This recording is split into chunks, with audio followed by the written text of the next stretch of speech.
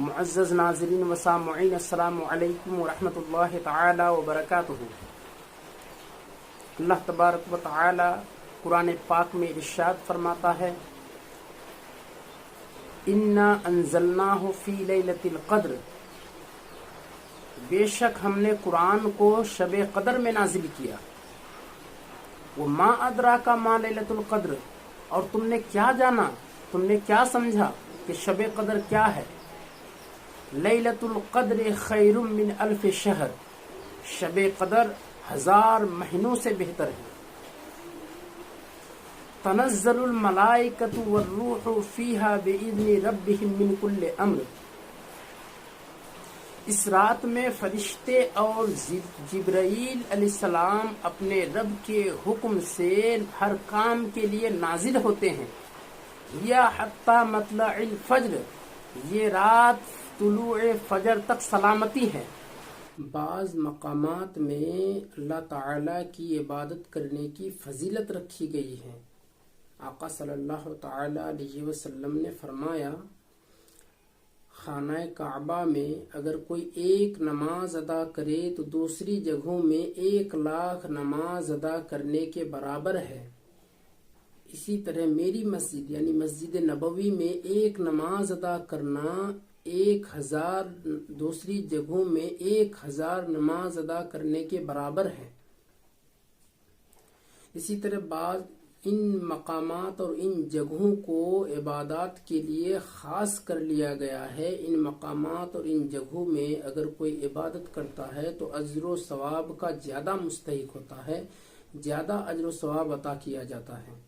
اسی طرح بعض اوقات کو بھی، بعض وقتوں کو بھی خاص کر لیا گیا ہے، یعنی اگر ان وقتوں میں اگر کوئی عبادت کرتا ہے تو زیادہ اجر و ثواب کا مستحق ہوتا ہے۔ جس طریقے سے رمضان کے مہینے میں اگر کوئی نفل نماز ادا کرتا ہے تو اس کو فرض نماز کے برابر ثواب عطا کیا جاتا ہے، اور فرائض کے ثواب کو 70 گنا زیادہ بڑھا دیا گیا ہے۔ اسی طریقے سے لیلۃ القدر میں، شب قدر میں عبادت کرنے کو 1000 مہینوں کی عبادت سے زیادہ بڑھا دیا گیا ہے۔ قرآن پاک میں اللہ تبارک و تعالی نے شب قدر کی فضیلت میں پوری ایک سورت نازل کیا ہے، اور اس سورت کا نام سورہ قدر رکھا ہے، اور اس سورت میں 3 مرتبہ اللہ تبارک و تعالی نے قدر کا لفظ استعمال کیا ہے۔ اسی لیے آئیے سب سے پہلے ہم قدر کا معنی سمجھتے ہیں، اس کا مطلب سمجھتے ہیں۔ قدر فرمانے کی وجہ کیا ہے، اس کو سمجھتے ہیں۔ اللہ تبارک و تعالی نے لیلۃ القدر فرمایا، اس کی پہلی وجہ یہ ہے کہ قدر کا معنی تقدیر ہے، کیونکہ اللہ تبارک و تعالی اس رات میں لوگوں کی تقدیر کو مقدر فرماتا ہے، سارے معاملات کو صادر فرماتا ہے۔ کتنے لوگ جہنمی ہیں، کتنے لوگ جنتی ہیں، کتنے لوگ زندہ رہیں گے، کتنے لوگ مریں گے، سارے لوگوں کے تعلق سے اللہ تبارک و تعالی لکھ دیتا ہے، اور ان امور کو فرشتوں کے حوالے کر دیا جاتا ہے، فرشتوں کے حوالے کر دیتا ہے۔ حضرت عبداللہ ابن عباس رضی اللہ تعالی عنہما فرماتے ہیں کہ اللہ تبارک و تعالی اس رات میں لوح محفوظ میں لکھ دیتا ہے کہ اس سال کتنے لوگ زندہ رہیں گے، کتنے لوگ مر جائیں گے، کتنی بارش نازل ہوگی، اور کتنے لوگوں کو رزق دیا جائے گا۔ حضرت اکرمہ رضی اللہ تعالی عنہ فرماتے ہیں کہ اللہ تبارک و تعالی لیلۃ القدر میں یعنی اس رات میں یہ لکھ دیتا ہے کہ کتنے لوگ اس سال حج کریں گے، اور ان کے آبا و اجداد کے نام بھی لکھ دیتے ہیں۔ لیلۃ القدر فرمانے کی دوسری وجہ، لیلۃ القدر فرمانے کی دوسری وجہ یہ ہے کہ اس کا معنی عظمت اور شرف ہے۔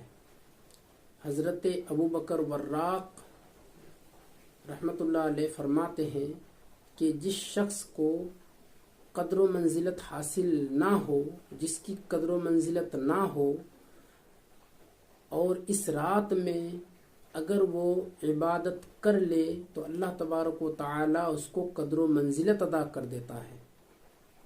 ایک قول یہ ہے کہ یہ عظمت والی کتاب عظیم الشان رسول پر عظمت والی امت کے لیے نازل کی گئی ہے، اسی لیے اس کو لیلۃ القدر کہا۔ ایک قول یہ ہے کہ لیلۃ القدر اس لیے کہا ہے کیونکہ اس میں عظمت والے فرشتے نازل ہوتے ہیں۔ ایک قول یہ ہے کہ اس میں اللہ تبارک و تعالی مغفرت اور رحمت بہت زیادہ نازل کرتا ہے، اسی لیے اللہ تبارک و تعالی نے اس کو لیلۃ القدر کہا ہے۔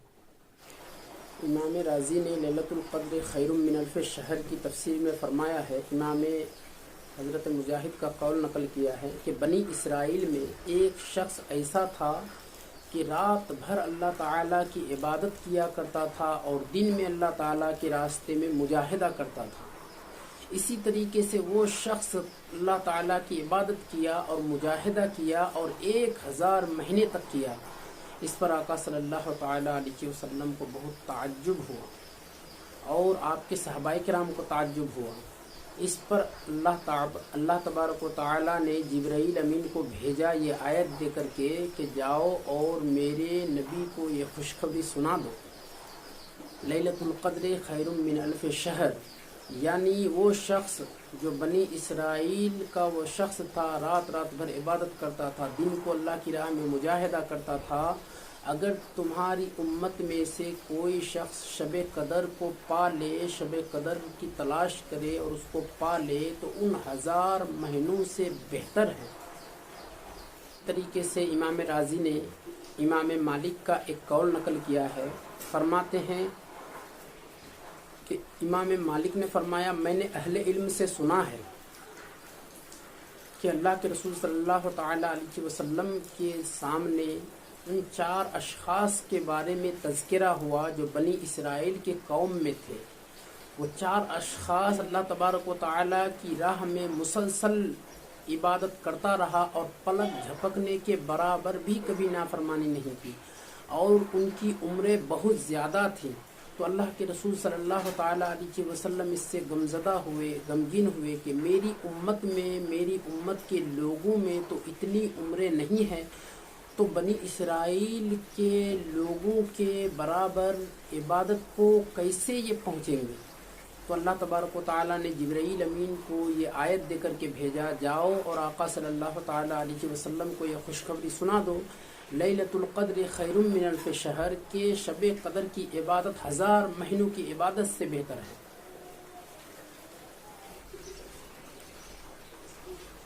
آئیے اس بات کو اب جانتے ہیں کہ شب قدر رمضان کے آخری عشرے کے کس رات میں ہے؟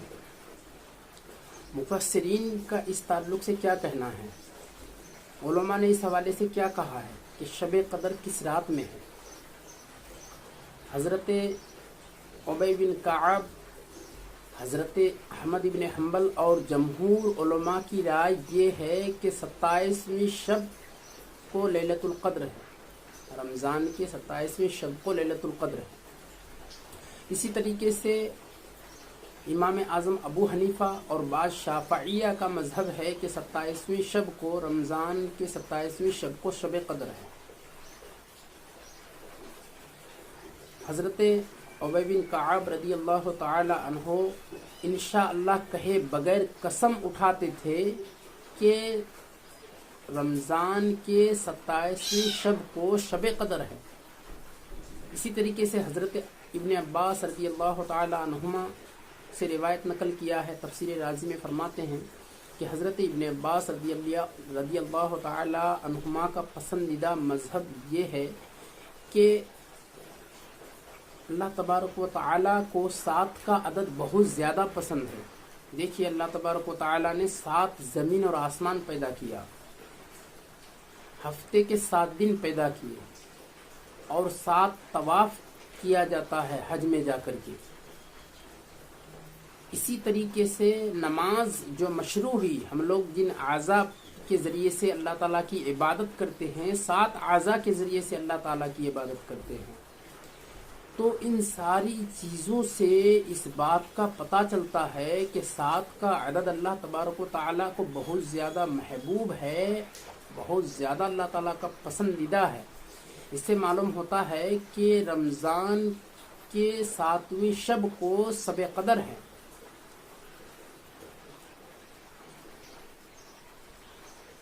حضرت ابن عباس کا اور ایک قول حضرت امام راضی نے نقل کیا ہے، تفسیر راضی میں فرماتے ہیں کہ حضرت ابن عباس رضی اللہ تعالی عنہما فرماتے ہیں کہ شب قدر لیلۃ القدر کا لفظ اللہ تبارک و تعالی نے استعمال کیا ہے، اور یہ حروف کی تعداد 9 ہے، اور اس کا حاصل ضرب 27 ہوتا ہے۔ اس سے معلوم ہوتا ہے کہ رمضان کے 27ویں شب کو شب قدر ہے۔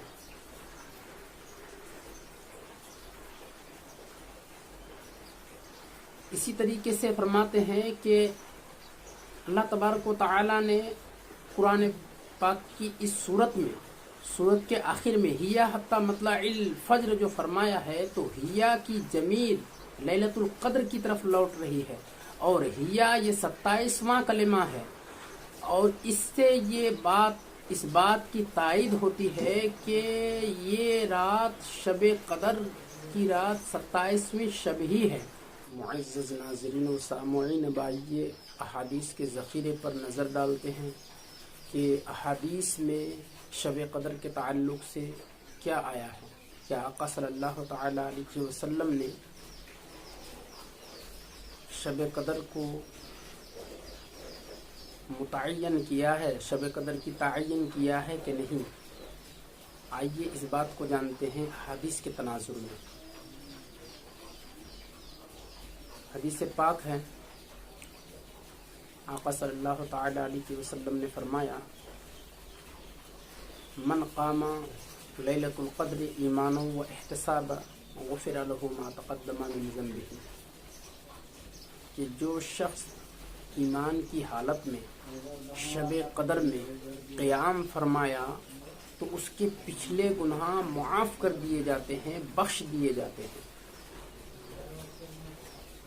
اسی طریقے سے حضرت عائشہ صدیقہ رضی اللہ تعالی عنہا روایت کرتی ہیں کہ آقا صلی اللہ تعالی علیہ وسلم نے فرمایا کہ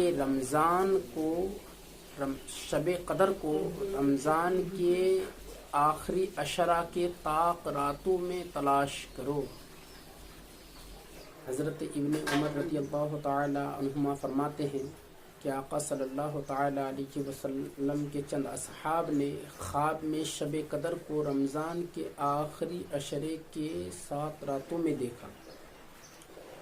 اس سلسلے میں آقا صلی اللہ تعالی علیہ وسلم فرماتے ہیں کہ تم میں سے اگر کوئی شب قدر کا متلاشی ہو تو شب قدر کو رمضان کے آخری عشرے کے طاق راتوں میں تلاش کرے۔ اسی طریقے سے حضرت ابن عباس رضی اللہ تعالی عنہما روایت کرتے ہیں کہ آقا صلی اللہ تعالی علیہ وسلم نے فرمایا کہ رمضان کے آخری عشرے میں طاق راتوں کو تلاش کرو، خصوصیت کے ساتھ 25ویں، 27ویں اور 29ویں کے شب کو۔ حضرت ابو سعید خدری رضی اللہ تعالی عنہ روایت کرتے ہیں کہ آقا صلی اللہ تعالی علیہ وسلم نے رمضان کے ابتدا میں پہلے عشرہ کا اعتکاف کیا، پھر آپ نے دوسرے عشرہ کا اعتکاف کیا چھوٹے خیمہ میں، اور آپ نے اپنے سر مبارک کو باہر نکال کر کے فرمایا کہ میں نے پہلے عشرہ کا اعتکاف کیا اور شب قدر کو تلاش کرتا رہا، نہیں پایا، اور دوسرے عشرہ میں اعتکاف کیا۔ اس دوران ایک فرشتہ نے آ کر کے مجھ کو یہ خبر دیا کہ آخری عشرہ میں شب قدر ہے، اور پھر یہ خیال میرے ذہن سے محو ہو گئی کہ کس رات میں ہے، تو تم میں سے جو کوئی میری سنت کا اتباع کرنا چاہتا ہے تو وہ آخری عشرہ میں اعتکاف کرے۔ حضرت عائشہ صدیقہ رضی اللہ تعالی عنہا روایت کرتی ہیں کہ جب رمضان کے مہینے کے آخری عشرہ آتا تو آقا صلی اللہ تعالی علیہ وسلم عبادت کے لیے اپنے تہبند کو کس کر باندھ لیتے اور پوری رات عبادت کرتے اور اپنے گھر والوں کو جگاتے۔ اسی طریقے سے حضرت عائشہ صدیقہ رضی اللہ تعالی عنہا روایت کرتی ہیں، فرماتے ہیں کہ آقا صلی اللہ تعالی علیہ وسلم سے میں نے عرض کیا کہ یا رسول اللہ، اگر میں شب قدر کو پالوں تو میں اس رات میں کیا کروں، یعنی اللہ تعالیٰ سے کیا مانگوں؟ تو آقا صلی اللہ تعالی علیہ وسلم نے فرمایا، अल्लाहुम्मा इन्नका अफ़ुवन तुहिब्बुल अफ़्व फ़अफ़ु अन्नी, यानी ऐ अल्लाह तू मुआफ़ करने वाला है, मुआफ़ी को पसंद फरमाता है, लिहाजा तू भी मुझको मुआफ़ फरमा।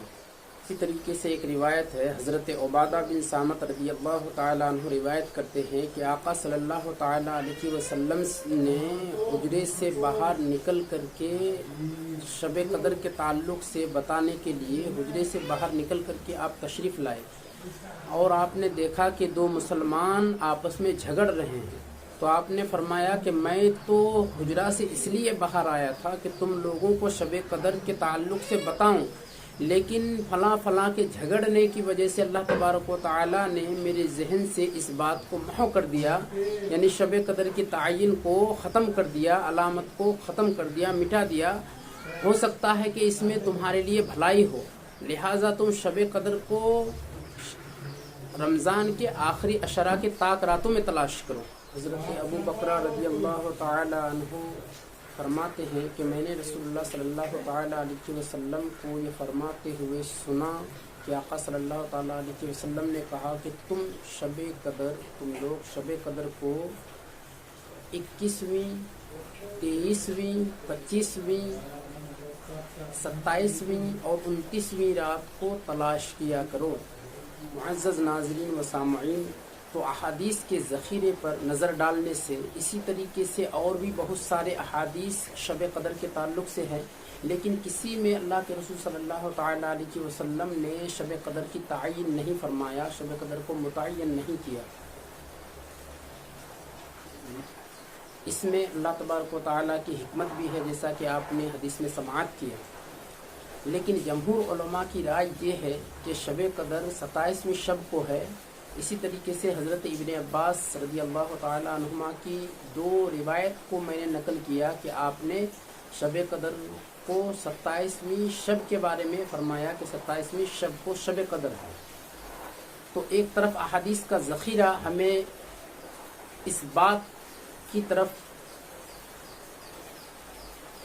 बुला रही है, इस बात की दावत दे रही है, अहादीस हमें इस बात की दावत दे रही है कि शब कदर की तायीन नहीं है। आका सल्लल्लाहु ताला अलैहि वसल्लम ने शब कदर को मुतय्यन नहीं किया है। और एक तरफ जमहूर उलमा हैं, अइम्माए किराम हैं, वो कहते हैं कि 27वीं के शब को शब कदर है। तो दोनों में तदबीक की एक सूरत ये हो सकती है कि आका सल्लल्लाहु ताला अलैहि वसल्लम ने तो मुतय्यन नहीं फरमाया है अहादीस में कि शब कदर की शब फलां रात को है या फलां रात को है, लेकिन जमहूर उलमा ने, अइम्माए किराम ने 27वीं के शब को शब कदर कहा है। इसकी एक वजह ये हो सकती है कि उन्होंने शब कदर को तलाश किया हो सकता है कि उन्होंने शब कदर को तलाश किया हो और 27वीं के शब को पाया हो, इसीलिए उन्होंने कहा हो। और हज़रत इब्ने अब्बास रज़ियल्लाहु ताला अन्हुमा की जो दो रिवायत हैं जो उन्होंने नकल किया है कि 27वीं के शब ही को शब कदर है और 7 के अदद अल्लाह तबारक व तआला को बहुत ज़्यादा पसंद है, तो ये हज़रत इब्ने अब्बास रज़ियल्लाहु ताला अन्हुमा का एक इज्तिहाद है या उनका तजर्बा है कि उन्होंने शब कदर को तलाश किया तो 27वीं शब ही को पाया। और जितने उलमा की ये राय है कि 27वीं शब को शब कदर है, तो हम इसको महमूल करेंगे उनके इज्तिहाद पर और उनके तजर्बा पर। और अहादीस के तनाजुर में हमें ये बात समझ में आती है कि अल्लाह के रसूल सल्लल्लाहु ताला अलैहि वसल्लम ने शब कदर को मुतय्यन नहीं किया है। अब आइए हम इस चीज़ को जानते हैं कि मुतय्यन नहीं करने की हिकमत क्या है, शब कदर को मुतय्यन ना करने में हिकमत क्या है। आइए इस चीज़ को जानते हैं। अल्लाह तबारक व तआला ने शब कदर को मख्फी क्यों रखा, पोशीदा क्यों रखा, इसमें हिकमत क्या है। देखिए, सिर्फ शब कदर ऐसी शय नहीं है जिसको अल्लाह तबारक व तआला ने पोशीदा रखा है, और भी बहुत सारी ऐसी चीज़ें हैं जिसको अल्लाह तबारक व तआला ने मख्फी रखा है और वो अजीमुल मर्तबत चीज़ें हैं। वो क्या हैं? देखिए, तौबा के बारे में अल्लाह तबारक व तआला ने तौबा को पोशीदा रखा है। कब किस बंदे के तौबा को अल्लाह ताला कबूल करेगा ये नहीं बताया है, ताकि बंदे हर वक्त अल्लाह तबारक व तआला की तरफ रुजू करता रहे, हर वक्त अल्लाह तबारक व तआला की बारगाह में तौबा और इस्तिग़फ़ार करता रहे। اسی طریقے سے اللہ تعالیٰ نے قیامت کے تعلق سے نہیں بتایا ہے کہ قیامت کب آئے گی، تاکہ میرے بندے ہر وقت عبادت کرتے رہیں کہ کہیں قیامت ابھی نہ آ جائے، کہیں قیامت اب نہ آ جائے، ہر وقت اللہ تعالیٰ سے ڈرتا رہے، قیامت کا خوف ان کے دل میں رہے۔ اسی لیے اللہ تبارک و تعالیٰ نے قیامت کے بارے میں کچھ نہیں بتایا تاکہ بندے اطاعت میں لگے رہیں۔ اسی طریقے سے جمعہ کے دن میں ایک ساعت ایسی ہے کہ اللہ تبارک و تعالیٰ اس ساعت میں بندے کی دعا کو قبول کرتا ہے۔ اس لمحے میں، اس گھڑی میں اگر کوئی اللہ تعالیٰ سے کچھ مانگے گا، کوئی دعا کرے گا، تو اللہ تعالیٰ اس کی دعا کو رد نہیں کرے گا، قبول کرے گا۔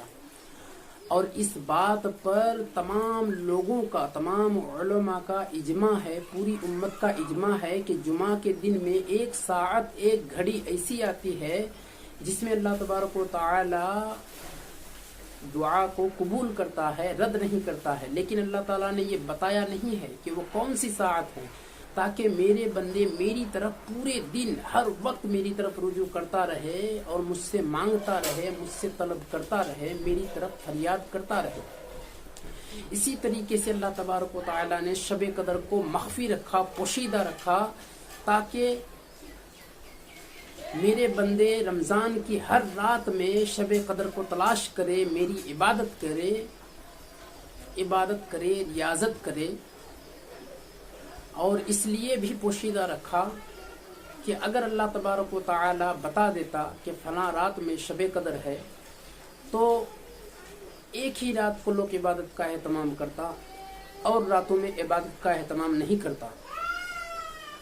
ایک ہی رات میں پوری مسجد بھر جاتی، لوگوں کو جگہ نہیں ملتی، اس میں بہت مار پیٹ بھی ہوتی۔ جو طاقت والے لوگ ہوتے ان دبلے پتلے لوگوں کو مسجد سے نکال کر کے باہر پھینک دیتے کہ یہ دن میں عبادت کروں گا صرف۔ طاقتور لوگ کمزور لوگوں کو مسجد سے نکال کر کے باہر پھینک دیتے اور خود عبادت کرتے۔ مسجد میں عبادت ہونے کے بجائے مار پیٹ ہوتی، لڑائی ہوتی۔ اگر لوگوں کو معلوم چل جاتا کہ شب قدر فلاں دن میں ہے، تو اللہ تبارک و تعالی نے اس کو پوشیدہ رکھا ہے۔ اس میں بہت ساری حکمتیں ہیں جس کو عقل انسان سمجھنے سے قاصر ہے۔